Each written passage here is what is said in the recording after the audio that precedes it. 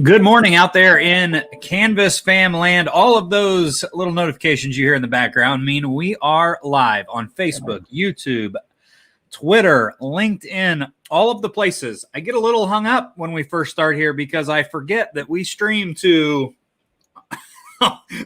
8, 9, 10 places every time we do these live streams. But I am joined by one of our fantastic trainers over there in the Learning Services Department.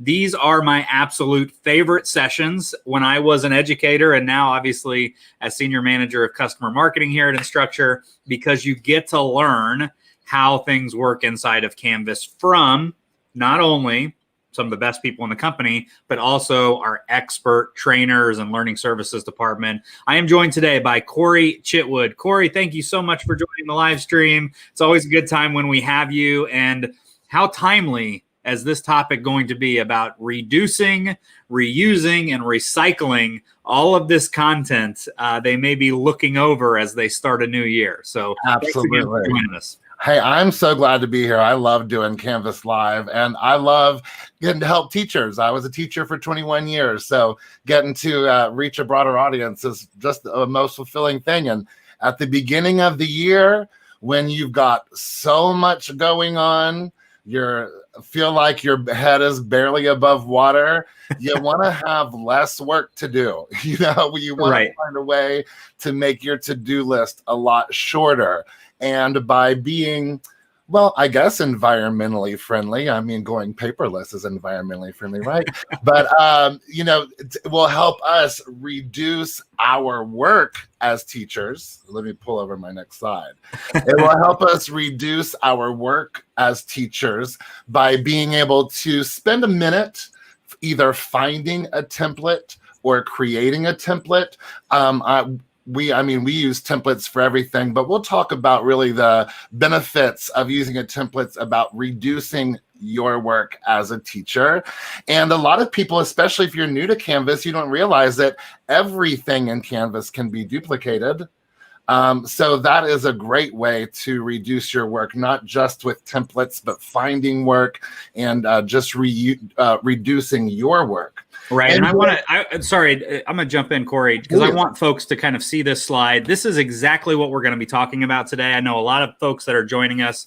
Be sure to ask questions in the chat. Very interactive. If you haven't already, like, retweet, share, subscribe, do all the things so that you can share this out with your network of folks, not only watching it live, but that might be able to watch it a little bit later, because everything that is on this slide, I want to take a screenshot and just shoot this across all social media channels, because so many questions we get right now as teachers are re-entering the classroom, whether they're re-entering that virtual environment or the in-classroom piece and using Canvas.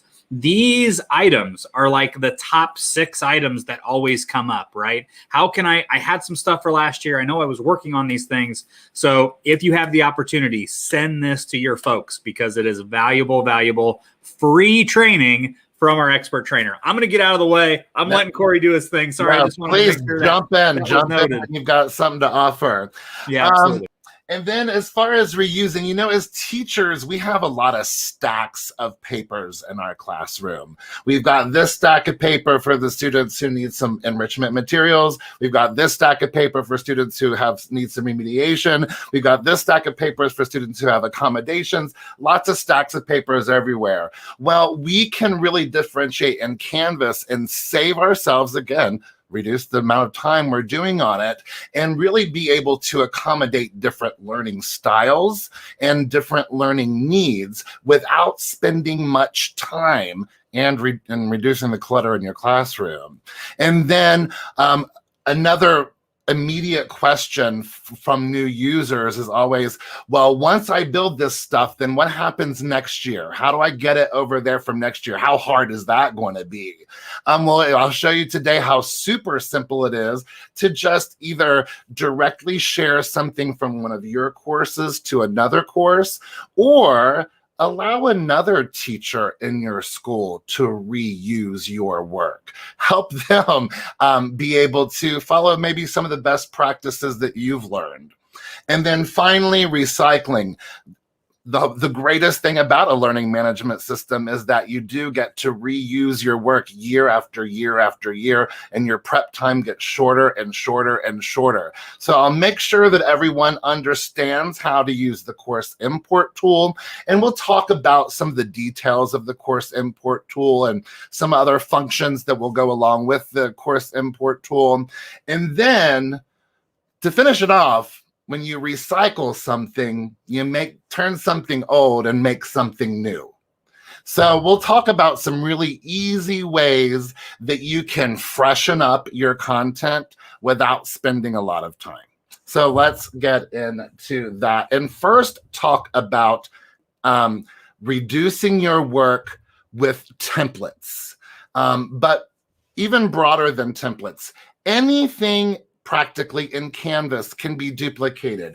You can duplicate your assignments, duplicate your discussions, your modules, your pages, new quizzes. So find a format that you like and then just copy it over and over and over again. That will help you, well, for one thing, reduce in errors, as you see there on my screen. I don't know about you, but that's so frustrating when I've spent so much time working on something and then I publish it and then I hear, Mr. Chitwood, there's a mistake on this. So that you can reduce your amount of stress and anxiety as well.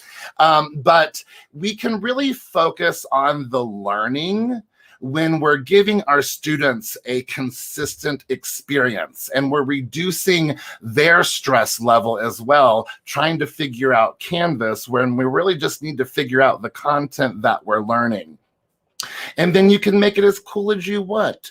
Remember, repetition really can get boring, especially for students, but we really do need to provide a consistent experience. So again, we're not focusing on the canvas of it all. We're focusing on the learning. So this is the assignment template that I use. This is the actual real assignment template that I have in my course. If you can tell, I'm a little bit of a Superman fan, so it's superhero themed. But there are 5 essential components, I believe, and I think the training team will back me up. There are 5 essential components of a quality assignment template. One thing is some visual aspect to it that identifies it as an assignment.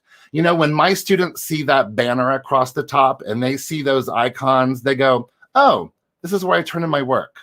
Every time I've seen this, I've turned in my work. So I know this is where I turn in my work. So just give it some sort of visual aspect that they go, oh, this is an assignment. And then for my quiz, I might want to have a very similar template that I reuse, but something to identify it as, oh, this is where I take my tests. And then the same thing with discussions. So give each assessment, if you will, or even your page templates. I use templates for my pages as well. Give it something that identifies it as a unique component of Canvas, like this is an assignment, this is a quiz, but still kind of themes it all together. And again, something you just duplicate over and over again. The next essential component, your learning goals. Not only for your students, but also for the parents at home who are helping them. You know, when your parents are helping them do some assignment that makes no sense to them, they're like, what is my kid supposed to learn from this? You know, and students want to know that too, but really students are just concerned about their grades. The parents are like, why am I helping my kid do this? What are they supposed to learn here? And so it's important to include your learning goals or your learning objectives, whatever verbiage you like to use. I call it your mission because it was superhero themed and I thought that was fun. It's also a good place to maybe identify the standards that you're addressing. That's useful for anyone who looks inside of your course. And then, of course, very detailed instructions. Don't leave a step out. Not only how to do the assignment, but anything related that might be unique in the process. And if you have screen recording software like Canvas Studio, if you don't have Canvas Studio, you need Canvas Studio. But anyway, if you have any type of screen recording software, take a screencast of you doing the assignment on your screen. and then narrating over the steps. Or do a webcam video if you teach elementary, especially littles, or if you teach special education. You know, we're never limited to text when we're building content in Canvas. The rich content editor always gives us option for video. So don't limit yourself to text. If it's a performance-based activity, take a video of yourself performing that activity. Include exemplars. And then Canvas support. Once students are ready to turn this in, don't make them wait to turn it in because they haven't figured it out yet. Give them the resources right then and there, whether they're in your classroom and you're on the other side of the classroom working with another student, or whether they're doing homework. Make sure that they have the resources, that they don't get stuck once they're finally ready to turn it in. You know, student submissions, student assignment submissions are our #1 support ticket here at Canvas. So make sure to include those Canvas resources to support them in the process of submitting it in Canvas. And then finally, sometimes we just have additional resources that we need or want to provide. So if it's a video or a word bank or a list of notes or whatever it is that you might want them to use towards completion of the assignment, that would be what you might put in that final part. If you don't have any resources, then you would just leave that out. So that's what we think, or especially myself, but again, I think the team will back me up on that, are the essential components of an assessment design template. And then again, you can just go into Canvas and duplicate that over and over again, which I'll show you in just a moment. But first, for those of you who are maybe like, I don't know how to make all those buttons in that banner. I'm not all that artistically inclined. Well, you don't have to be. First of all, reduce your amount of work by going to the Canvas Commons. If I need something new, I rarely start from scratch. If I need something new, I normally go to the Commons, see what someone else has shared, and then use it for my own. So if you go to the Canvas Commons and search for, assignment template, clearly I've searched for that before. Look, there are 360 results of assignment templates. And there are going to be some really great assignment templates in there. I'm not going to lie, sometimes some things don't follow best practices, but now you know what best practices are for an assignment template, so you can judge that. If you liked that superhero assignment template that I just showed you, as a matter of fact, that is in the Canvas Commons as well. So feel free to go there and download it and import it into your course and customize it and do whatever you'd like with it. Some other trainers, Danielle, some other trainers have shared assignment templates in here. So don't feel like you have to do all of the work, especially, again, to save yourself some time. You can just find a template that you like. Again, there it is. You can preview it and then just import it into the course that you want to use it. So I want to use it in my choir class, and I can import it right there. Easy steps. So make sure that you reduce your amount of work by going to the Canvas Commons. But another way that I can reduce your amount of work is I have another free homepage template for you as well. Eddie, if you would put that teacher appreciation homepage template link in there for me. Back in 2018, our instructional design team created some homepage templates that you can download into your course and customize it and use it for yourself. So again, reduce your amount of work and use this free resource. They give you a link to download it, and then give you instructions on how to import it and all that good stuff. So another great way to reduce your work is by just using that content in the Commons and such that already allows you to save you time and to reduce your work. So once I get this great assignment template created in my course or built in my course, as I mentioned, everything in Canvas can be duplicated. So there is my assignment template that I just keep it. I don't ever bother with it. I just duplicate it over and over again. So whether I'm duplicating my whole module for the week or I'm just duplicating this assignment, I can keep that original copy and just, again, reduce my amount of work. So I'm just going to go down here to the More Options menu, the 3 dots. I don't know if you know this. It's technically called the More Options menu, but you probably call it the 3 dots or the hot dog or the snowman. But anyhow, you can duplicate that assignment template right there, and I have an exact copy. So now all I have to do is edit my copy now and change the text. So much time saved rather than starting from scratch. Plus, it looks kind of nice. That's more engaging to the student. And again, a major time saver. In addition to being a time saver for just my day-to-day work, differentiation. As I mentioned, in the intro to this, I was like, we've got a lot of stacks in the room, but we can really accommodate different learning styles, and we can accommodate, the different IEPs and 504s with duplicating as well. So let me go back to my assignments list.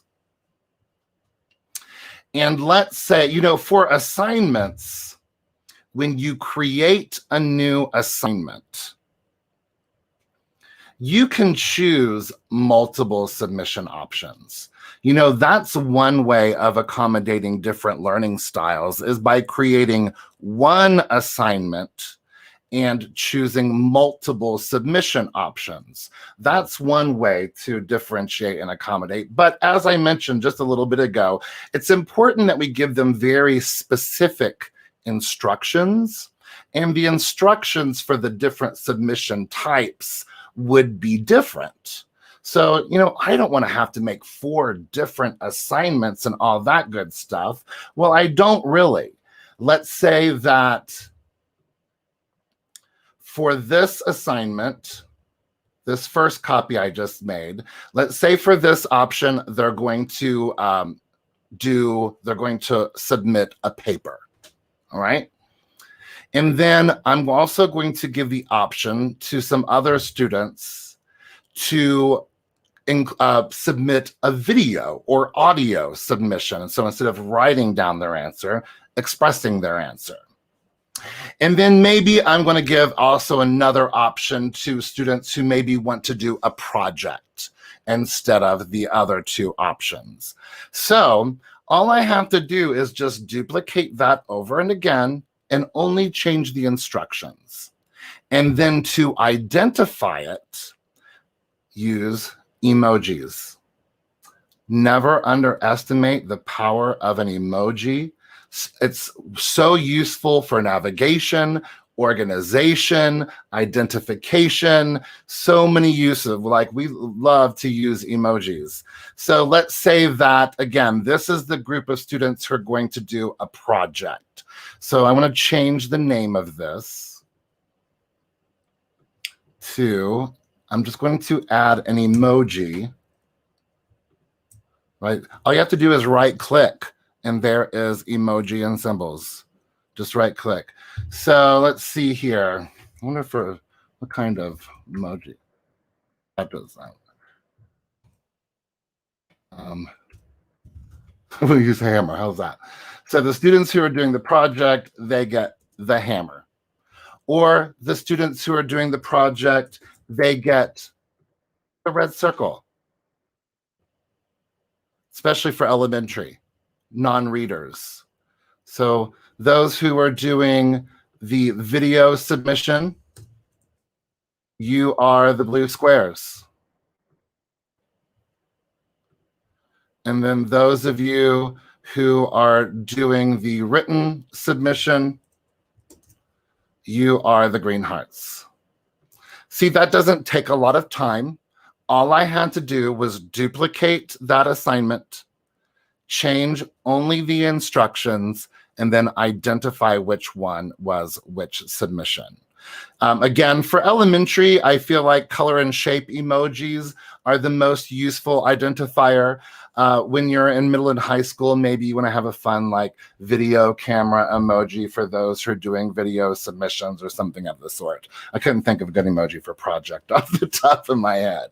So again, reuse the same assignment over and over again to offer differentiation. These also could be, we also have options for due dates in Canvas and so on and so forth. If again, to get to your emoji, you can just right click and choose emoji and symbols. If you are a keyboard kind of person, for a Mac, it's the Control Command Spacebar combo.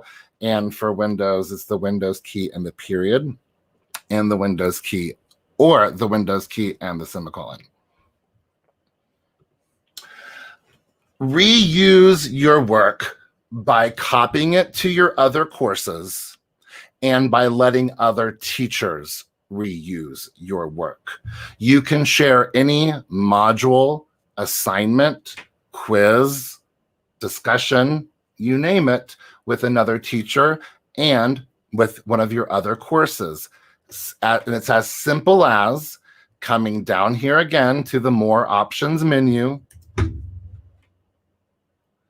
and I can send that assignment to another teacher. Just search for the name. And then send it to them. Then when someone sends you, an assignment, module, whatever, up here in the account icon, you can see that I have a notification that some content has been shared with me. And I can preview it, import it into one of my courses, or remove it. Really easy process to share, really easy process to put it into my course once it's been shared.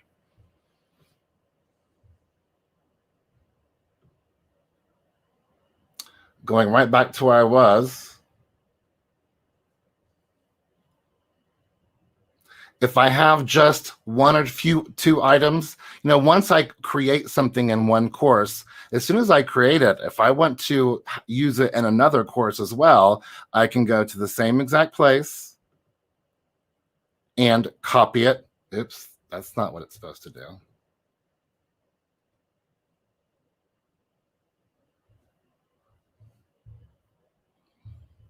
And copy it to one of my other courses. So I'll just look for my sandbox.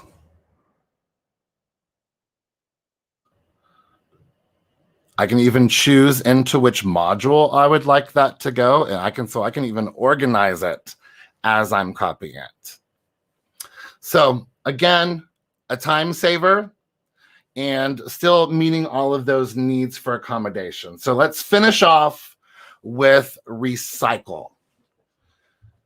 Recycle is, first of all, when we want to copy our entire course from last year. We want to copy our entire course from last year. We want to use the course import tool. So I'm going to go, and here I have my brand new course for the 21-22 school year. It's not, let me delete it out real quick. Let me just clean it out so I have a brand new empty course like you will. There we go. So here I'm in my brand new course for the 21-22 school year. It's completely empty, and I want to get all of my stuff from last year into this year's course. So I'm going to actually start off in my new course and go into my course settings. Settings is always at the bottom of your course menu. And then over here on the right-hand side is import course content.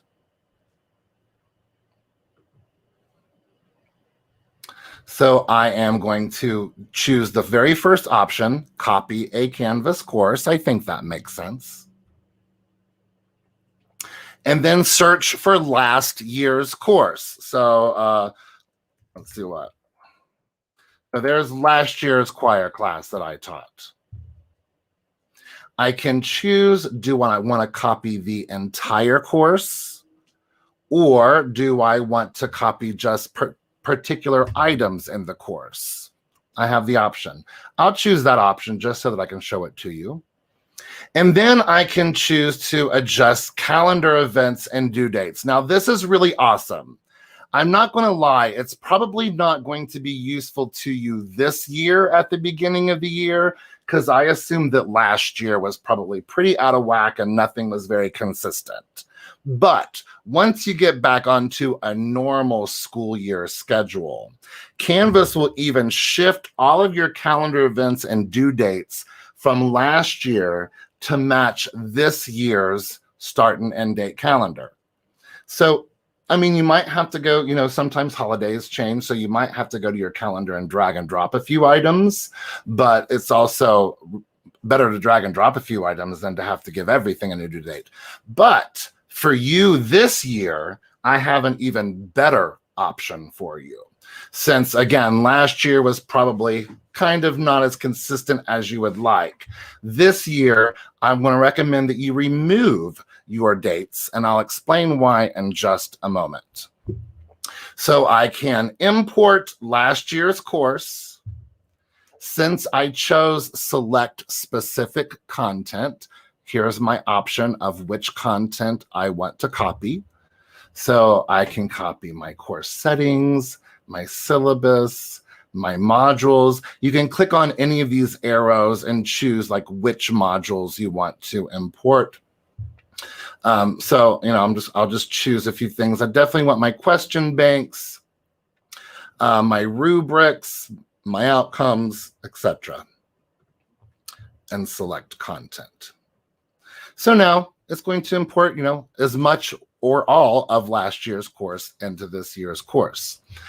But since I'm going back to removing your assignment due dates, another great time saver when you recycle, see how good I am with it? A good time saver when you recycle last year's course and you removed all of your assignment due dates is here on your assignments index, next to the plus assignment button, you can bulk edit all of your assignments, quizzes, and discussions.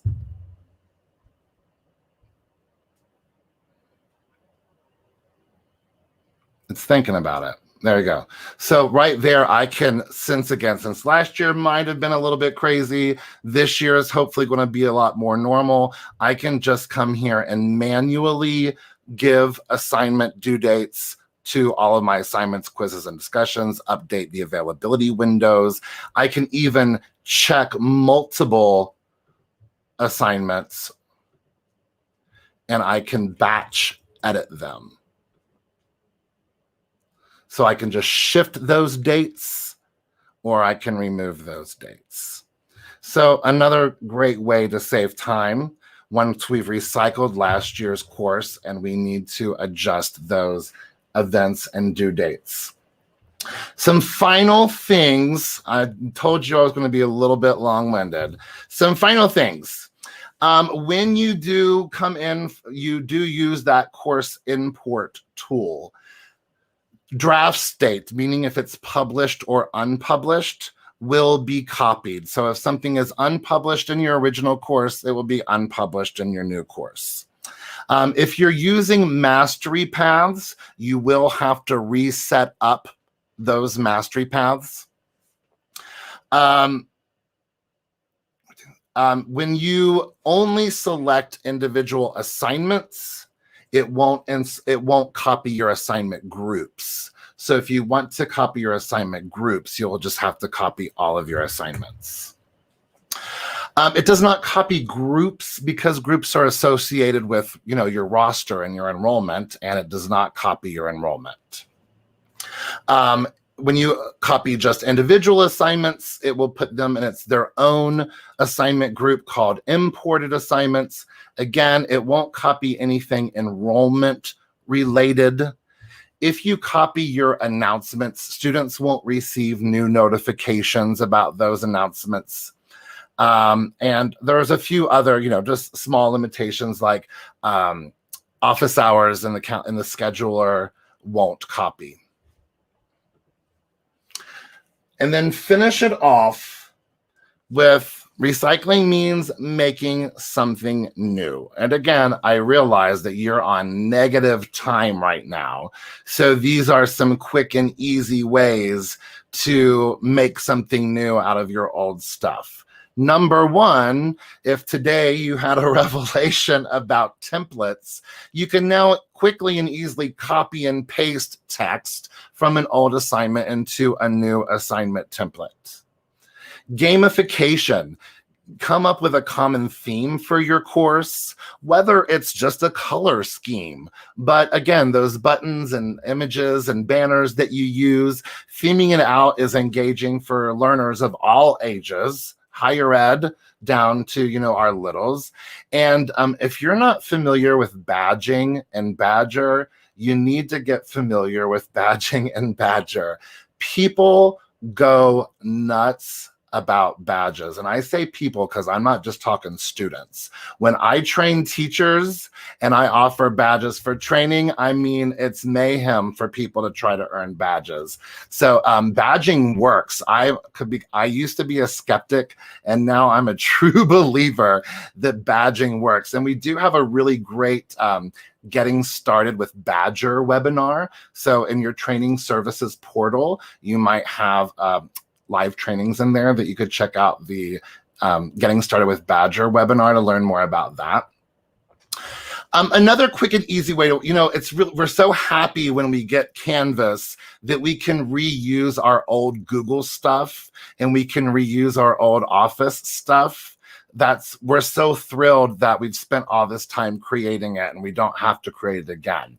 But again, making something new, let me challenge you to recreate that content in Canvas.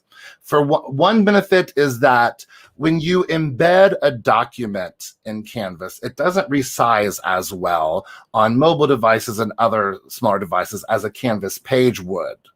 They'll try to keep the whole document on the screen, whereas a Canvas page will really nicely resize it for you. Also, you can add a lot more engaging material with your apps and with adding media onto a Canvas page rather than a Google Doc. And then finally, the Immersive Reader. If you don't know the Immersive Reader, I'm glad you're here today. So with any Canvas page, and coming soon, I don't know how soon, I don't remember the date, coming soon also with Canvas assignments. But currently with Canvas pages, like this page right here, which again was made on a template so that I could reuse these sections and reuse these icons. But anyway, with every Canvas page comes the Immersive Reader, as long as it's turned on. If you don't see Immersive Reader, it means that has not been turned on at your institution yet. But the Immersive Reader, it will is not only a screen reader like this. There are two basic kinds of clefs. But it will also do some text preferences like increase the spacing like mine already was, change some fonts and themes. It will split your words into syllables. It will identify parts of speech. It will give you line focus reading. It will give you a picture dictionary.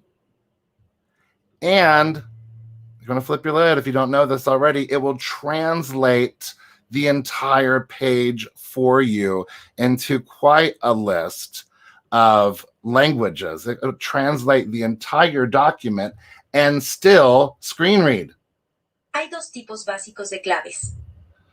So that's a real great way to freshen up your course, is just by simply copying and pasting your Google Docs and Word documents into a Canvas page.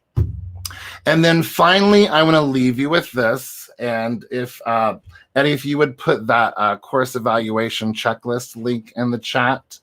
The course evaluation checklist is built by our instructional design team to tell you how to dot all your I's and cross your T's in a course.